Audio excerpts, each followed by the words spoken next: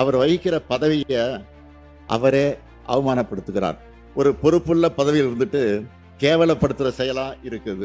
நம்முடைய மாண்புமிகு ஆளுநர் அவர்கள் ஒரே காரணத்தை திரும்ப திரும்ப சொல்லி மக்களால் தேர்ந்தெடுக்கப்பட்ட ஒரு அரசு தயாரிச்சு கொடுத்த உரையை படிக்காம வெளியேறுவதை மக்களாட்சிக்கு விடப்பட்ட சவாலாகவே இந்த பேரவை கருத வேண்டியுள்ளது. என்னை பொறுத்த வரைக்கும் சோதனைகள் எனக்கு புதிதல்ல. சோதனைகளை வென்று வளர்ந்தவன் நான். என்னை சீண்டி பார்ப்பவர்கள் மனசுக்குள்ள மகிழ்ச்சி அடையலாமே தவிர அது என்னை எதுவும் செய்ய முடியாது. மாண்புமிகு பேரவைத் தலைவர் அவர்களே, 2021 ஆண்டு நடைபெற்ற தமிழ்நாடு சட்டமன்ற தேர்தலில் திராவிட முன்னேற்றக் கழகம் 6வது முறையாக வெற்றி பெற்றப்போ ஒரு பக்கம் மகிழ்ச்சி இருந்தாலும் இன்னொரு பக்கம் எனக்கு கவலையும் இருந்தது. அதை நான் மறைக்க விரும்பல. இந்த பொறுப்பை நான் எப்படி செய்ய போகிறேன்? வாக்குறுதிகளை நிறைவேற்ற முடியுமா? மக்கள் விரும்பக்கூடிய வகையில் ஆட்சி நடத்த முடியுமா? மக்கள் மகிழ்ச்சியடையும் வகையில் ஆட்சி நடத்த முடியுமா என்ற கவலைதான் எனக்கு இருந்துச்சு. முந்தைய 10 ஆண்டுகால அதிமுக ஆட்சியில தமிழ்நாடு அனைத்து வகையிலும் அனைத்து துறையிலும் மிக மோசமான பின்னடைவை சந்திச்சு மோசமான நிலைய அடைஞ்சிருந்துச்சு. அதை சரி செஞ்சாகணும். அடுத்து நமக்கு மேல இருக்கக்கூடிய ஒன்றிய அரசு அது ஒத்துழைக்காத ஒரு ஓரவஞ்சனை அரசாக இருந்தது. இந்த 2 நெருக்கடிகளையும் எதிர்கொள்ளணும் என்பதுதான் எனது கவலைக்கு மிக முக்கியமான காரணமாக அமைந்தது. இடியாப்ப சிக்கல்னு சொல்லுவாங்க. அப்படியான சூழல தான் நாங்கள் ஆட்சிக்கு வந்தோம். அதனால தான் கவலை கொண்டவனாக நான் இருந்தேன். ஆனா இப்போ 5 ஆண்டுகள் கடந்த நிலையில நான் சொல்றேன், நான் மிக மகிழ்ச்சியா இருக்கேன்.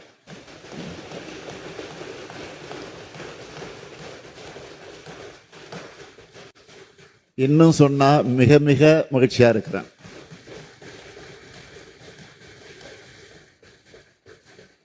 என்னுடைய மகிழ்ச்சிக்கு காரணம் மக்கள் மகிழ்ச்சியா இருக்காங்க. என்னுடைய இலக்குல நான் வென்று விட்டேன். திராவிட மாடல் அரசின் சாதனைகளால தமிழ்நாடு தலை நிமிர்ந்துடுச்சு. மக்கள் மனநிறைவு அடையக்கூடிய வகையில ஆட்சியை வழங்கி கொண்டிருக்கிறோம்.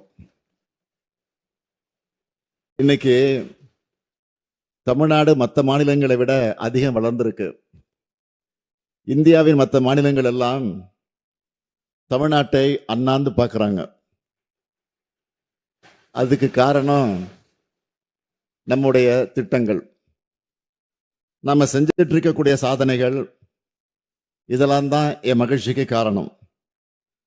அடுத்து இன்னும் பெருமையோட கான்ஃபிடண்டா சொல்றேன், நாங்கள் அமைக்க போகிற திராவிட மாடல் 2.0 ஆட்சி எங்க சாதனைகளை நாங்களே விஞ்சும் அளவுக்கு இருக்கும்.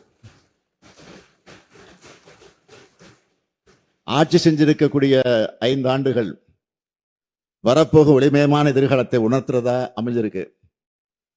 6வது முறை ஆட்சி அமைந்த போது அது விடியல் ஆட்சியா அமையும்னு சொன்னோம். அந்த விடியலை ஒவ்வொரு குடும்பத்துக்கும் ஏற்படுத்தி கொடுத்திருக்கிறோம்.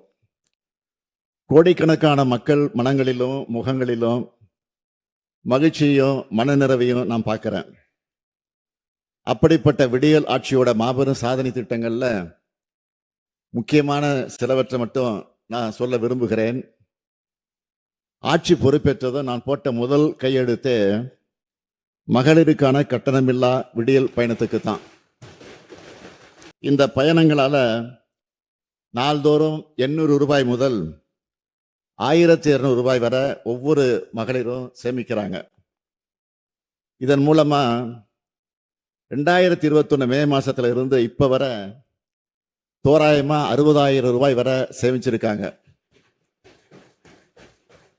பெண்களுக்கான மிகப்பெரிய சமூக பொருளாதார பலத்தை இந்த திட்டம் வழங்கியிருக்கு. அடுத்து கலைஞர் மகளிர் உரிமை திட்டம். 1,30,00,000 மகளிருக்கு மாதந்தோறும் 1000 ரூபாய் உரிமை தொகை வழங்குகிறோம்.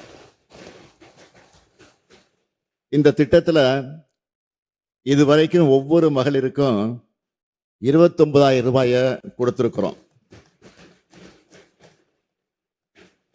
அந்த பெண்கள் எல்லாரும் எங்க அண்ணன் கொடுக்கிற மாதாந்திர சீர்னு பெருமையோடு சொல்றாங்க. இந்த ஆண்டு தமிழர் திருநாளான பொங்கல் திருநாளை மிக சிறப்பாக கொண்டாட 2,23,00,000 குடும்பங்களுக்கு 3,000 ரூபாயை வழங்கணும். தமிழ்நாடே மகிழ்ச்சியோட பொங்கலை கொண்டாடுச்சு. தமிழ்நாடு முழுக்க 20,59,000 பள்ளி குழந்தைகள் தினமும் காலையில் சூடான சத்தான சுவையான உணவை சாப்பிட்றாங்க. நான் முதல்வன் திட்டத்தில் 48,65,000 பயிற்சி சான்றிதழ்கள் வழங்கப்பட்டிருக்கு. புதுமை பெண் மற்றும் தமிழ் புதல்வன் திட்டங்கள்ல 12 லட்சம் மாணவ மாணவியர் மாதந்தோறும் 1000 ரூபாய் பெறுகிறார்கள். 2003 முதல் 2021 வரை அண்ணல் அம்பேத்கர் அயலக உயர்கல்வி திட்டத்தில் 6 மாணவர்கள் மட்டுமே பயனடைஞ்சாங்க. ஆனால் கடந்த 5 ஆண்டுகளில் இந்த திட்டத்தில் 385 மாணவர்களுக்கு 162 கோடி ரூபாய் வழங்கப்பட்டிருக்கு. ஆக்ஸ்போர்டு உள்ளிட்ட உலகின் முன்னணி பல்கலைக்கழகங்களில் படிக்கிறாங்க. அரசு ஊழியர்கள், அந்த அரசு ஊழியர்களுடைய 23 ஆண்டு கால கோரிக்கையான உறுதியளிக்கப்பட்ட ஓய்வூதிய திட்டத்தை அறிவிச்சிருக்கிறோம். நம்ம ஆட்சிக்கு வந்தப்போ அரசு ஊழியர்களுக்கு 17 விழுக்காடாக இருந்த அகவிலப்படியை இப்போ 58 விழுக்காடின் அளவுக்கு உயர்த்தி வழங்கிக்கிட்டு இருக்கோம். 2 லட்சம் விவசாயிகளுக்கு புதிய இலவச இணைப்புகள், மின் இணைப்புகள், 14 புதிய உழவர் சந்தைகள் தொடக்கம், 2,54,00,000 பேர் மக்களை தேடி மருத்துவ திட்டத்தில் பயன்பெற்று இருக்காங்க. இன்னுயிர் காப்போம் நம்மை காக்க 48 திட்டத்தில் சாலை விபத்துக்குள்ளான 5 லட்சத்துக்கும் அதிகமானவரின் உயிர்கள் காப்பாற்றப்பட்டிருக்கு. அவங்களுக்கு 483 கோடி ரூபாய்க்கு காப்பீடு வழங்கப்பட்டிருக்கு. கடந்த 5 ஆண்டுகளில் மகளிர் சுய உதவி குழுக்களுக்கு 1,34,000 கோடி ரூபாய் கடனுதவி வழங்கப்பட்டிருக்கு. 2 லட்சம் பேருக்கு கலைஞர் இல்லம் வீடுகள், 22,71,000 ஏழை எளிய குடும்பங்களுக்கு இலவச வீட்டுமனை பட்டா, 4,000 கோயில்களுக்கு குடமுழுக்கு, 8,000 கோடி ரூபாய் மதிப்பிலான கோயில் சொத்துக்கள் எல்லாம் மீட்கப்பட்டிருக்கு. 12 லட்சம் கோடி ரூபாய் மதிப்பிலான புதிய தொழில் முதலீடுகள் ஈர்ப்பு. தாய் மாணவர் திட்டத்தில் மூத்த குடிமக்கள் மற்றும் மாற்றுத்திறனாளிகள் 27,55,000 பேருக்கு வீடு தேடி ரேஷன் பொருட்கள், 5,700 கோடி ரூபாய் மாற்றுத்திறனாளிகள் நலனுக்காக ஒதுக்கீடு. சர்வதேச தேசிய அளவிலான போட்டிகளில் வென்ற 200 விளையாட்டு வீரர்களுக்கு அரசு பணி. கிண்டியில கலைஞர் நூற்றாண்டு உயர் சிறப்பு மருத்துவமனை, மதுரையில் கலைஞர் நூற்றாண்டு நூலகம், சென்னையில் கிளாம்பாக்கம் கலைஞர் நூற்றாண்டு பேருந்து முனையம், திருச்சி பஞ்சப்பூர்ல கலைஞர் ஒருங்கிணைந்த பேருந்து முனையம், முதல்வர் படைப்பகங்கள், 38 மாதிரி பள்ளிகள், 37 அரசு கலை மற்றும் அறிவியல் கல்லூரிகள், 10 லட்சம் மாணவர்களுக்கு மடிக்கணினிகள், 19 தோழி விடுதிகள், 141 மினி ஸ்டேடியங்கள், பழங்குடியினர் வாழ்க்கை தரத்தை உயர்த்த 1000 கோடி ரூபாயில தொல்குடி திட்டம். 1000 கோடி ரூபாயில அயோத்திதாசர் பெயரிலான ஆதிதிராவிட குடியிருப்புகள் மேம்பாட்டு திட்டம். 6045 கோடி ரூபாயில வட சென்னை வளர்ச்சி திட்டம். நெடுஞ்சாலைத்துறை மூலமா 24,774 கிலோமீட்டர் நீள சாலைகள், 180 உயர்மட்ட பாலங்கள், 20,484 கிலோமீட்டர் தூரத்துக்கு கிராம சாலைகள் மேம்பாடு, 121 தடுப்பணைகள், 101 அணைக்கட்டுகள், மிக நீளமான ஜிடி நாயுடு மேம்பாலம், மிக நீளமான வீரமங்கை வேலுநாச்சியார் மேம்பாலம், 87 கூட்டு குடிநீர் திட்டங்கள். அதன் மூலமாக 3 கோடி மக்கள் பயன்பெறக்கூடிய 75 லட்சம் வீட்டு இணைப்புகள். விடுதலை போராட்ட வீரர்கள் உள்ளிட்ட முக்கிய தலைவர்களுக்கு 23 மணிமண்டபங்கள், 70 சிலைகள் அமைக்கப்பட்டுள்ளன. சென்னை வள்ளுவர் கோட்டம் சீரமைப்பு, கேரள மாநிலம் வைக்கத்தில் பெரியார் நினைவகம் சீரமைப்பு, கீழடி அருங்காட்சியகம், பொருணை அருங்காட்சியகம், கலைஞர் நூற்றாண்டு ஏறுதழுவுதல் அரங்கம், கலைஞர் நூற்றாண்டு பூங்கா, கோவையில செம்மொழி பூங்கா, தொல்காப்பிய பூங்கா சீரமைப்பு, 30 கோடி ரூபாயில சென்னையில் ஹஜ் இல்லம் கட்ட உத்தரவு, 10 கோடி ரூபாயில் தொன்மையான தேவாலயங்கள் புதுப்பிப்பு, சொல்லிக்கிட்டே போகலாம். இன்னும் நிறைய திட்டங்கள் இருக்கு. ஆனா சொல்றதுக்கு தான் நேரம் இல்லை. இந்த அரசை பொறுத்த வரைக்கும் ஒரு சாதனை செஞ்சா அதை மிஞ்சிறதா இன்னொரு சாதனை வரும், அடுத்து அதை மிஞ்சிறதா மற்றொரு சாதனை வரும். இப்படி சாதனைக்கு மேல் சாதனை, சாதனைகளை படைக்கிறது தான் நம்முடைய திராவிட மாடல் அரசு. மாண்புமிகு பேரவைத் தலைவர் அவர்களே, இன்னையோட நான் பொறுப்பேற்று, இந்த அரசு பொறுப்பேற்று இன்னையோட 1724 நாள் ஆகுது. 1724 நாள் ஆகுது. இந்த 1724 நாட்கள்ல 8685 நிகழ்ச்சிகள்ல நான் கலந்துகிட்டு இருக்கேன். 15,117 அரசு கோப்புகள்ல கையெழுத்திட்டு இருக்கேன். சென்னையை தவிர்த்து மற்ற மாவட்டங்களுக்கு 173 முறை பயணத்தை நான் மேற்கொண்டிருக்கிறேன். அதுலேயும் 71 மாவட்ட மாபெரும் அரசு நலத்திட்ட விழாக்கள்ல பங்கேற்று 44,44,721 பேருக்கு நலத்திட்ட உதவிகளை வழங்கி இருக்கிறேன். அது இல்லாம அடிக்கல் நட்டினது, முடிவுற்ற திட்டப்பணிகள் தொடங்கி வச்சதுன்னு எல்லாத்தையும் புள்ளி விவரத்தோட என்னால சொல்ல முடியும். கடந்த 5 ஆண்டுகள்ல இந்த முத்துவேல் கருணாநிதி ஸ்டாலின் என்ன செய்தான் என்றால், ஒவ்வொரு நாளும் மக்களுக்காக வாழ்ந்தான், மக்களுக்காக திட்டங்களை தீட்டினான், மொத்தமாக தமிழ்நாட்டை வளர்த்தெடுத்தான். இதெல்லாம் வெறும் புகழ்ச்சி இல்லை, எல்லாமே உண்மை. இதை எதிர்க்கட்சிகால தாங்கிக்க முடியாது என்பதையும் வராத நிலையில நாம புரிஞ்சுக்க முடியுது. ஆனா தமிழ்நாட்டுக்காக தமிழ்நாட்டினுடைய நலனுக்காக செயல்பட வேண்டிய ஆளுநர் அவர்கள் தமிழ்நாட்டுக்கு எதிராக, மக்களுக்கு பாடுபடக்கூடிய நமக்கு எதிராக தொடர்ந்து செயல்படுவதுதான் நமக்கு உள்ளபடிய வேதனையா இருக்கு. மாண்புமிகு ஆளுநர் அவர்கள் தான் படிக்க வேண்டிய உரைய படிக்காம போறது வேடிக்கையா இருக்கு. இன்னும் சொல்லணும்னா, அவர் வகிக்கிற பதவியை அவரே அவமானப்படுத்துகிறார். இந்திய அரசியலமைப்பு சட்டத்தையே ஒரு பொறுப்புள்ள பதவியில் இருந்துட்டு கேவலப்படுத்துற செயலா இருக்குது. அதுலயும் கடந்த 3 வருஷமா நம்முடைய மாண்புமிகு ஆளுநர் அவர்கள் ஒரே காரணத்தை திரும்ப திரும்ப சொல்லி, மக்களால் தேர்ந்தெடுக்கப்பட்ட ஒரு அரசு தயாரிச்சு கொடுத்த உரையை படிக்காம வெளியேறுவதை மக்களாட்சிக்கு விடப்பட்ட சவாலாகவே இந்த பேரவை கருத வேண்டியுள்ளது. கோடிக்கணக்கான மக்களால் தேர்ந்தெடுக்கப்பட்ட அரசு இது. கோடிக்கணக்கான மக்களுடைய விருப்பங்களுக்கு ஏற்ற வகையில் செயல்படக்கூடிய அரசு இது.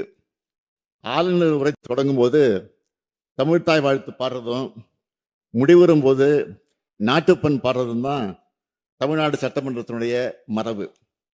முதலிலேயே நாட்டுப்பண் பாடவில்லை என்பதே திரும்ப திரும்ப குற்றச்சாட்டா அவர் சொல்லிட்டு வரார். இந்த நாட்டின் மீதும் நாட்டு பண் மீதும் அளவற்ற பெருமதிப்ப மரியாதையை கொண்டுள்ளவர்கள் நாங்கள்.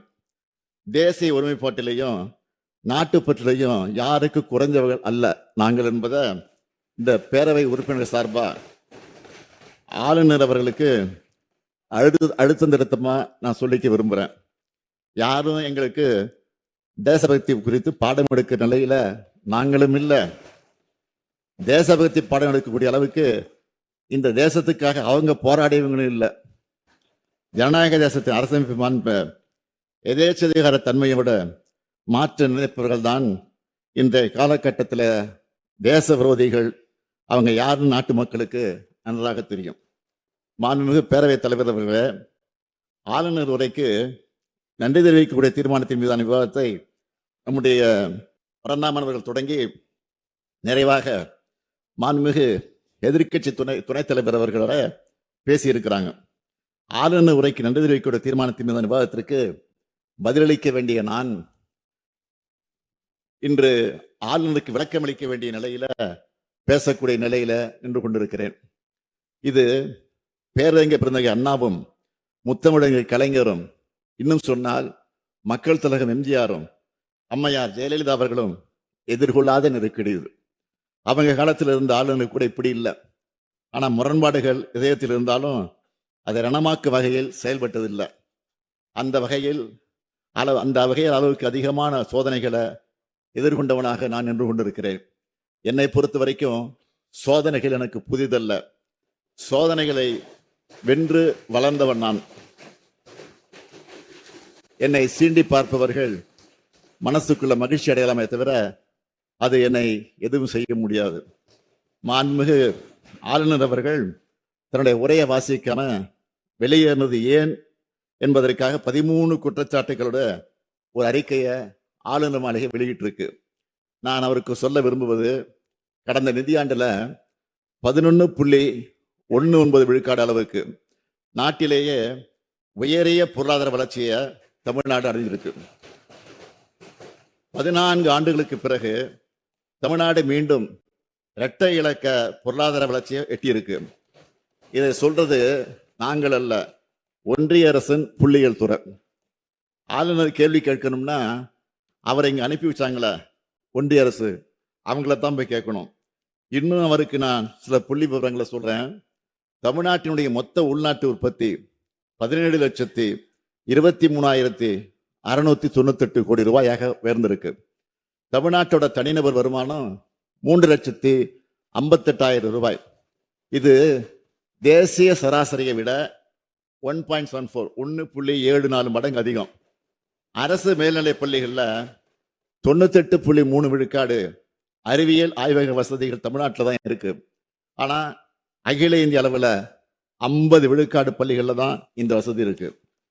உயர்கல்வி நிறுவனங்களுக்கான ஒன்றிய அரசினுடைய தரவரிசையில தலை சிறந்த 100 கல்லூரி பட்டியல்ல 33 கல்லூரிகள் தமிழ்நாட்டில் மட்டுமே இருக்கு. மாநில அரசால் நடத்தப்படக்கூடிய தலை சிறந்த 50 பல்கலைக்கழகங்கள்ல 10 பல்கலைக்கழகங்கள் நம்முடைய தமிழ்நாட்டில் தான் இருக்கு. நிதி ஆயோக் வெளியிட்ட நிலையான வளர்ச்சி இலக்குகளுக்கான குறியீட்டில் தமிழ்நாடு 788 புள்ளிகளோட இந்தியாவில் 2வது இடத்துல இருக்கு. தமிழ்நாட்டோட சமூக பொருளாதார வளர்ச்சியை ஒன்றிய அரசின் பொருளாதார ஆலோசனை குழு அறிக்கையா தாக்கல் செஞ்சிருக்கு. சமூக முன்னேற்ற குறியீடுன்னு இதுக்கு பேரு. பெரிய மாநிலங்களோட ஒப்பிடும்போது தமிழ்நாடு 63.33 புள்ளிகள் பெற்று தேசிய அளவில் முதலிடத்தில் இருக்கு. இது தமிழ்நாடு அனைத்து வகையிலும் முன்னேறிய மாநிலம் என்பதை காட்டுது. இந்தியாவிலேயே வறுமை கோட்டுக்கு கீழே வாழும் மக்கள் தொகை 11.2 விழுக்காடு. ஆனா தமிழ்நாட்டில் வறுமை கோட்டுக்கு கீழே 1.43 விழுக்காடு மக்கள் தான் இருக்காங்க. அதையும் இல்லாமலாக்க தாய் மாணவ திட்டத்தை தொடங்கி செயல்படுத்திக்கிட்டு இருக்கோம். நம்ம அரசோட மக்களை தேடி மருத்துவ திட்டம் என்பது ஐநா அமைப்பினுடைய விருதை பெற்றிருக்கு. இந்தியாவிலேயே அதிக தொழிற்சாலைகள் கொண்ட மாநிலம் நம்முடைய தமிழ்நாடு தான். புத்தாக்க நிறுவனங்களை உருவாக்குறதுல best performer state startup தரவரிசை பட்டியலில் 2018 கடைசியில் இருந்த தமிழ்நாடு 2022 ஆண்டுக்கான தரவரிசையில் முதலிடத்தை அடைஞ்சிருக்கு. ஏற்றுமதி தயார்நிலை குறியீட்டில் இந்தியாவிலேயே தமிழ்நாடு 80.89 புள்ளிகளுடன் முதலிடம். மின்னணு சாதனங்கள் ஏற்றுமதியில் தேசிய அளவில் 41.23 விழுக்காடு பெற்று நாட்டிலேயே முதன்மை மாநிலம். தோல் பொருட்கள் மற்றும் ஜவுளி ஆகிய பொருட்கள் ஏற்றுமதியில் முதன்மை மாநிலம். ஒட்டுமொத்த நாட்டின் காலணி மற்றும் தோல் பொருட்கள் உற்பத்தியில் தமிழ்நாடு 38 விழுக்காடு பங்கு வகிக்குது. பன்னாட்டு முக்கியத்துவம் வாய்ந்த 20 ராம்சார் தலங்கள் தமிழ்நாட்டில் தான் இருக்கு. எண்ணெய் வித்துக்கள், நிலக்கடலை, கரும்பு உற்பத்தி திறனில் முதலிடம், மக்காச்சோள உற்பத்தி திறனில் 2வது இடம். சட்டம் ஒழுங்கை பொறுத்த வரைக்கும் கடந்த கால அதிமுக ஆட்சியோட ஒப்பீடுகள கொலைகள், ஆதாய கொலைகள், வழிப்பறி, திருட்டு, பாலியல் வன்கொடுமைகள்னு எல்லாமே பெருமளவு குறைந்திருப்பது புள்ளி விவரங்கள் நமக்கு உறுதியாக்குது. அதிக அளவு உள்நாட்டு சுற்றுலா பயணிகள் வருகை புரிந்த மாநிலமா இந்தியாவில் தமிழ்நாடு 2வது இடம். 69 பொருட்களுக்கு புவிசார் குறியீடு பெற்று இந்திய அளவில் தமிழ்நாடு 2வது இடத்துல இருக்கு. நாம் ஆட்சி பொறுப்புக்கு வரும்போது 73 இருந்த பெருகால இறப்பு விகிதத்தை 40ஆகவும், குழந்தை இறப்பு விகிதத்தை 10.4 இருந்து 6.9 குறைச்சிருக்கிறோம். மாற்றுத்திறனாளிகளுக்காக சிறப்பாக சேவை புரிந்த முதல் மாநிலமாக தேர்வு செய்யப்பட்டு ஒன்றிய அரசால் தமிழ்நாடு விருது பெற்றிருக்கு. சிறந்த நீர் மேலாண்மைக்காக தேசிய அளவில் 3வது இடம். காச நோயை ஒழிக்க தமிழ்நாடு எடுத்து வரும் முயற்சிகளை பாராட்டி தமிழ்நாட்டின் 9 மாவட்டங்களுக்கு விருதுகள் வழங்கப்பட்டிருக்கு. காகிதமில்லா சட்டமன்ற திட்டத்தினை மிக சிறப்பாகவும் விரைவாகவும் செயல்படுத்தினதுக்காக ஒன்றிய நாடாளுமன்ற விவகாரத்துறை அமைச்சகம் விருது வழங்கியிருக்கு. உணவு பதப்படுத்தும் குறு சிறு நிறுவனங்களின் சிறந்த செயல்திறனுக்காக தமிழ்நாட்டுக்கு விருது வழங்கப்பட்டிருக்கு. மாநில கூட்டுறவு வங்கியின் சிறந்த சேவைக்காக உள்துறை அமைச்சர் அமித்ஷா அவர்களே விருது வழங்கியிருக்கிறார். ஒன்றிய அரசிடம் இருந்து மட்டும் தமிழ்நாடு 65க்கும் மேற்பட்ட விருதுகளை வாங்கியிருக்கு. இவ்வளவுக்கும் பிறகும் ஆளுநர் விமர்சிக்கிறார் என்று சொன்னால் அவருடைய பார்வைதான் பழுதுபட்ட பார்வையாக இருக்கிறது. நம்ம அரசு செஞ்சிட்டு இருக்கக்கூடிய திட்டங்களை பார்த்து கேட்டு அவற்றை தங்களுடைய மாநிலங்களையும் செயல்படுத்த பல்வேறு மாநிலங்களிலிருந்து அதிகாரிகள் வந்து தெரிஞ்சிட்டு போறாங்க. ஏன் நம்மளோட திட்டங்களை ஒன்றிய அரசை அடாப்ட் பண்ணி நாடு முழுக்க செயல்படுத்துறாங்க. நம்ம விமர்சிக்கிற ஆளுநருக்கு இதெல்லாம் மட்டும் தெரியாமல் இருப்பதுதான் வியப்பாக இருக்கு. இங்க மத சண்டை இல்லை, சாதி சண்டை இல்லை, கும்பல் வன்முறை இல்லை, தொடர் வன்முறை இல்லை. இதுதான் திராவிட மாடல் ஆட்சியினுடைய சாதனை. இந்த சாதனைகள் வரிசையில் மேலும் சில அறிவிப்புகளை வெளியிட நான் விரும்புகிறேன். முதல் அறிவிப்பு, கலைஞரின் கனவு இல்ல திட்டத்தின் கீழ் ஏற்கனவே 2 லட்சம் வீடுகள் உருவாகி இருக்கக்கூடிய நிலையில மேலும் புதிதாக 3500 கோடி ரூபாய் மதிப்பீட்டில் 1 லட்சம் வீடுகள் கட்டப்படும். 2வது அறிவிப்பு, கிராமப்புற பொருளாதாரத்தின் உயிர் நாடியாக விளங்குகிற ஊரக சாலைகளை மேம்படுத்துகிற முதல்வரின் கிராம சாலைகள் மேம்பாட்டு திட்டத்தின் கீழ் 8,911 கோடி ரூபாய் மதிப்பில் 20,484 கிலோமீட்டர் நீளம் உள்ள கிராம சாலைகள் மேம்படுத்தப்பட்டு உள்ளது. மேலும் புதிதாக 1,088 கோடி ரூபாய் மதிப்பீட்டில் சுமார் 2,200 கிலோமீட்டர் கிராம சாலைகள் மேம்படுத்தப்படும். 3வது அறிவிப்பு, ஏழை மற்றும் விளிம்பு நிலையில் வாழும் மக்களை பாதுகாக்கும் சமூக பாதுகாப்பு திட்டத்தின் கீழ் ஏற்கனவே 33,60,000க்கும் மேற்பட்ட மூத்த குடிமக்கள், மாற்றுத்திறனாளிகள், கைம்பெண்கள், விவசாய தொழிலாளர்கள், விவசாயிகள், கணவனால் கைவிடப்பட்ட ஆதரவற்ற பெண்கள் மற்றும் 50 வயதுக்கு மேற்பட்ட ஆதரவற்ற திருமணமாகாத பெண்கள் மாதாந்திர ஓய்வூதியம் பெற்று வரும் நிலையில் உங்களுடன் ஸ்டாலின் திட்டத்தின் கீழ் அளித்த விண்ணப்பங்கள் உள்ளிட்ட கோரிக்கைகளின் அடிப்படையில் கூடுதலா 1,80,000 நபர்களுக்கு மாதாந்திர ஓய்வூதியம் வழங்கப்படும். இதற்கான விழா வரும் 4/2/2026 அன்று தமிழ்நாடு முழுவதும் நடைபெறும் என்பதை மகிழ்ச்சியுடன் தெரிவித்துக் கொள்கிறேன். அடுத்த அறிவிப்பு, இந்தியாவில் வேற எந்த மாநிலத்திலும் இல்லாத வகையில முதல் முறையா முத்தமிழறிஞர் கலைஞர் அவர்கள் தான் 2008 சத்துணவு ஊழியர்களுக்கு காலமுறை ஊதியம் வழங்கினார். அந்த சாதனையின் தொடர்ச்சியாக சத்துணவு அமைப்பாளர்கள், அங்கன்வாடி பணியாளர்கள், கிராம ஊராட்சி செயலாளருக்கான ஓய்வூதியம் 2000 ரூபாயிலிருந்து 3400 ரூபாயாகவும், பணி நிறைவின் போது அவங்களுக்கு வழங்கப்படும் ஒட்டுமொத்த தொகை 1 லட்சம் ரூபாயிலிருந்து 2 லட்சம் ரூபாயாகவும் உயர்த்தி வழங்கப்படும்.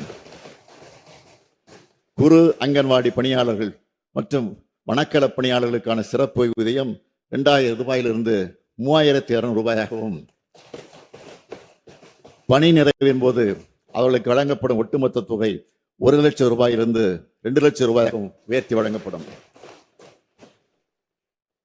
அங்கன்வாடி உதவியாளர்கள், சமையலர்கள், சமையல் உதவியாளர்கள் மற்றும் தூய்மை பணியாளர்களுக்கான சிறப்பு ஓய்வூதியம் 2000 ரூபாயிலிருந்து 3000 ரூபாயாகவும், பணி நிறைவின் போது அவங்களுக்கு வழங்கப்படும் ஒட்டுமொத்த தொகை 50,000 ரூபாயிலிருந்து 1 லட்சம் ரூபாயாகவும் உயர்த்தி வழங்கப்படும்.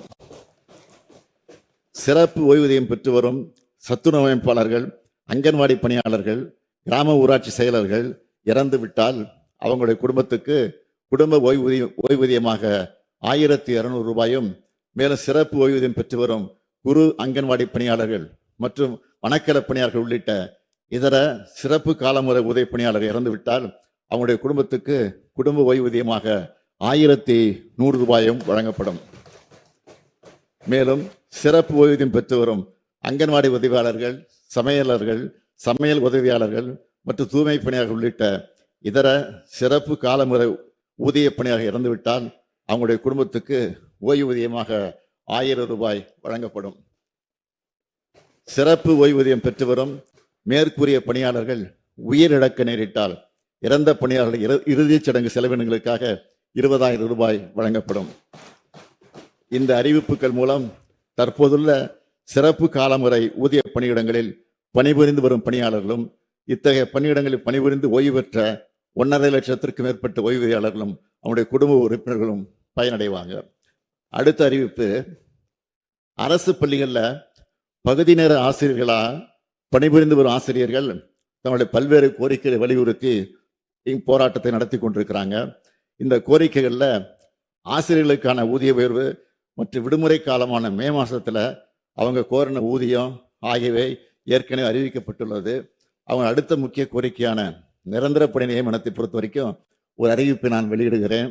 அரசு பள்ளிகளில் காலியா இருக்கக்கூடிய நிரந்தர ஆசிரியர் பணியிடங்கள்ல பகுதி நேர ஆசிரியர்கள் நியமனம் செய்யப்பட ஏதுவா, இதற்கான தேர்வுகளில் பகுதி நேர ஆசிரியர்களின் பணிக்காலத்தை அடிப்படையாக கொண்டு அவங்களுக்கு சிறப்பு மதிப்பு அளிக்கப்படும். இதற்கான ஆணைகள் விரைவில் வெளியிடப்படும். மாண்புமிகு பேரவைத் தலைவர் அவர்களே, கடந்த தேர்தலின் போது யாரும் கொடுக்காத வாக்குறுதிகளை நாங்கள் கொடுத்தோம். முடிந்த அளவுக்கு அந்த வாக்குறுதிகளை நிறைவேற்றியும் இருக்கிறோம். உங்களால நிறைவேற்ற முடியாதுன்னு சவால் விடப்பட்ட வாக்குறுதிகளையும் நாங்கள் நிறைவேற்றி காட்டியிருக்கிறோம். இவங்க செய்யவே மாட்டாங்கன்னு சொல்லப்பட்ட வாக்குறுதிகள் எல்லாம் செஞ்சுக்கிட்டு இருக்கிறோம். தமிழ்நாட்டில் அனைத்து துறையும் எப்போ வளரணும்னு ஏக்கத்தில் இருந்த வாட்டத்தை போக்க அனைத்து துறையிலும் சமச்சீரான வளர்ச்சியை அடைஞ்சிருக்கிறோம். பெரிய நகரங்களுக்கு மட்டும்தான் தொழிற்சாலைகளா, பாலங்களா, சாலைகளா, நூலகங்களா, கல்லூரிகளா, உட்கட்டமைப்பு வசதிகளான்னு சலிப்போடு கேட்டதை மாற்றி எல்லா பகுதிகளுக்கும், அனைத்து பகுதிகளுக்கும், அனைத்து மாவட்டங்களுக்கும் அனைத்தையும் கொண்டு சென்றிருக்கிறோம். இவை அனைத்திலும் சமூக நீதியை, சமநீதியை நிலைநாட்டியிருக்கிறோம். இவை அனைத்தும் என்னால் தான் ஆனதுன்னு கர்வம் கொள்ளக்கூடியவன் அல்ல நான். மூத்த அமைச்சர்கள், நம்முடைய துணை அமைச்சர் உள்ளிட்ட அமைச்சரின் பங்களிப்பு இல்லாம இதை நான் செயல்படுத்தி இருக்க முடியாது. ஆக்கபூர்வமான ஆலோசனை வழங்கிய இங்க இருக்கக்கூடிய சட்டமன்ற உறுப்பினர் இல்லாம இதெல்லாம் சாதனையான படைச்சிருக்க முடியாது. அது மட்டுமல்ல, தலைமைச் செயலாளர் தொடங்கி காவல்துறை உள்ளிட்ட அனைத்து அரசு துறை அதிகாரிகள், அனைத்து நிலையிலும் பணியாற்றக்கூடிய ஊழியர்களை அனைவருடைய பங்களிப்பும் இதில் இருக்கு. தமிழ்நாட்டின் கடைகோடி மனிதருக்கும் எல்லா திட்டங்களும் சென்று சேர்வதை உறுதி செய்கிறோம். ஊர்கூடி தேர்வுக்குறதுன்னு சொல்லுவாங்களே, அதே போல அரசின் ஒவ்வொரு அணுவும் மக்களுக்காக செயல்படுற காரணத்தால்தான் சாத்தியமாச்சு. எனக்கு உயிரும் உணர்வுமாக இருந்து என்னை இயக்கிக் கொண்டிருப்பது திராவிட முன்னேற்ற கழகத்தின் கோடிக்கணக்கான உடன்பிறப்புகள் தான். எனக்கு மன வலிமை கொடுப்பதும் அனைத்து வகையிலும் தோல் கொடுப்பதும் எங்களுடைய தோழமை கட்சிகள் தான். ஜனநாயகத்தின் ஒரு பக்கம் ஆளுங்கட்சின்னா இன்னொரு பக்கம் எதிர்கட்சிகள்.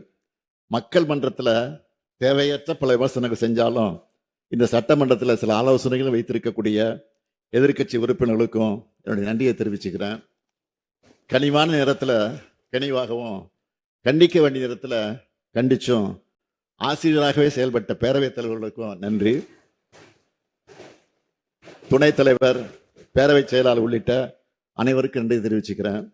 மாண்புமிகு பேரவைத் தலைவர் அவர்களே, இந்த ஆளுநர் உரைக்கு நன்றி தெரிவிக்க தீர்மானத்தின் மீது 17 உறுப்பினர்கள் பேசியிருக்கிறாங்க. 5 உறுப்பினர்கள் 58 திருத்தங்களை வழங்கியிருக்கிறாங்க. இந்த அரசுக்கு உதவுற வகையில் பல்வேறு ஆக்கப்பூர்வமான ஆலோசனைகளையும் வசனங்களையும் தெரிவிச்சிருக்கிறாங்க. அதே போல சில கோரிக்கைகளையும் முன் வச்சிருக்கிறாங்க. அவை அனைத்தும் அமைச்சர்களுக்கு அனுப்பி வைக்கப்பட்டு உரிய நடவடிக்கை எடுப்பதற்காக முயற்சி மேற்கொள்ளப்படும். உங்களுடைய ஆலோசனைகளை கருத்திலே கொண்டு அதில் நியாயமான கோரிக்கைகளை இந்த அரசு உறுதியாக நிறைவேற்றும். எனவே இந்த விளக்கத்தை ஏற்றுக்கொண்டு மாண்புமிகு உறுப்பினர்கள் தங்களுடைய திருத்தங்களை திரும்ப பெற்றுக்கொண்டு ஆளுநர் உரைக்கு நன்றி தெரிவிக்கும் தீர்மானத்தை நிறைவேற்றி தர வேண்டும் என்று கேட்டுக்கொள்கிறேன். மாண்புமிகு பேரவைத் தலைவர்களே, இந்த பேரவைக்கும் நாட்டுக்கும் நாட்டு மக்களுக்கும் நான் சொல்வது ஒன்றுதான். நான் இந்த 5 ஆண்டு காலத்தில் எனக்கும் என் மனசாட்சிக்கு கட்டுப்பட்டு தினந்தோறும் திட்டங்களை தீட்டி உழைச்சிருக்கிறேன். இன்னும் உழைக்க காத்திருக்கிறேன். இந்த 5 ஆண்டு கால உழைப்பையும் வளர்ச்சியையும் பார்த்து அடுத்த 5 ஆண்டுகளுக்கும் திராவிட மாடல் ஆட்சி தான் தொடரணும்னு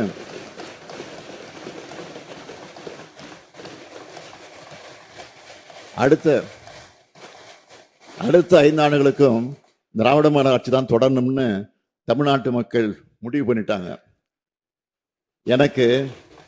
எனக்கு என்னை விட தமிழ்நாட்டு மக்கள் மேல கூடுதலான நம்பிக்கை இருக்கு. உறுதியா சொல்றேன், நாங்கள் தான் மீண்டும் வருவோம். நாங்கள் தான் மீண்டும் வருவோம். மீண்டும் மீண்டும் வருவோம். மீண்டும் வெல்வோம். மீண்டும் செல்வோம். மீண்டும் வெல்வோம். மீண்டும் வெல்வோம். நன்றி.